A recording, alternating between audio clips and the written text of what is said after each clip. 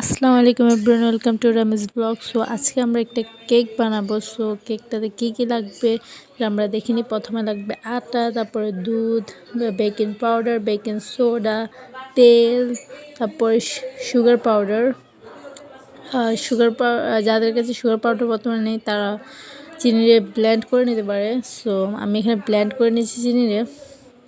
এখন চলে বানিয়ে নিই কেকটা, অনেক সহজ। তো এখানে কোনো ডিম লাগবে না কেকটাতে। সো তারপর এটা অনেক মজা হয়। তো এখন আমি এখানে তেল দিয়ে দেবো, হাফ কাপের মতো তেল দিয়ে দেবো।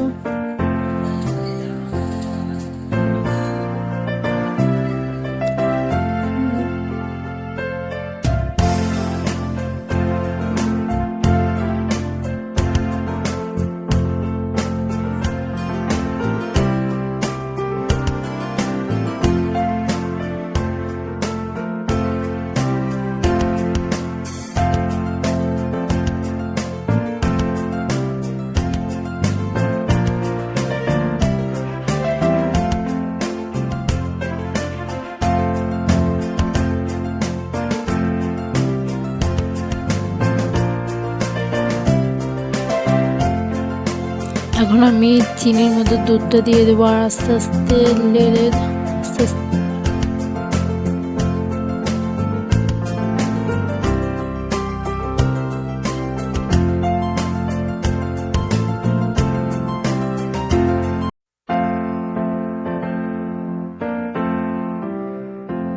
এখন আমি আটাগুলো দিয়ে দেবো আস্তে আস্তে, অল্প অল্প করে দেবো আর আস্তে আস্তে নেড়ে এটা করবো, কারণ বেশি একসাথে দেবো না, আস্তে আস্তে করবো। এখন একটু দুধ দেবো আর একটু আটা দিয়ে এভাবেই করে নেবো ব্যাটারটা।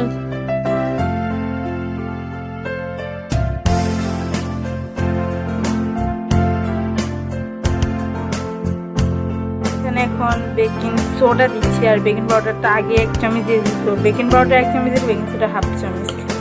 ওকে, আমার এখন batter start batter like this.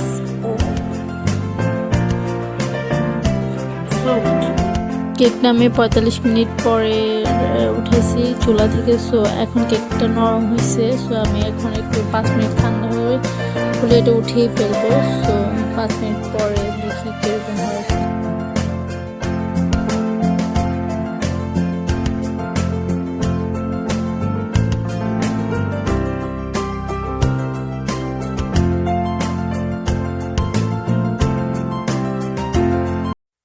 যদি ভালো লেগে থাকে তাহলে চ্যানেলটাতে একটা লাইক, কমেন্ট আর সাবস্ক্রাইব করতে ভুলবেন না। আর সাবস্ক্রাইব করে পাশে থাকা বেল আইকনে ক্লিক করে দেবেন। So thank you.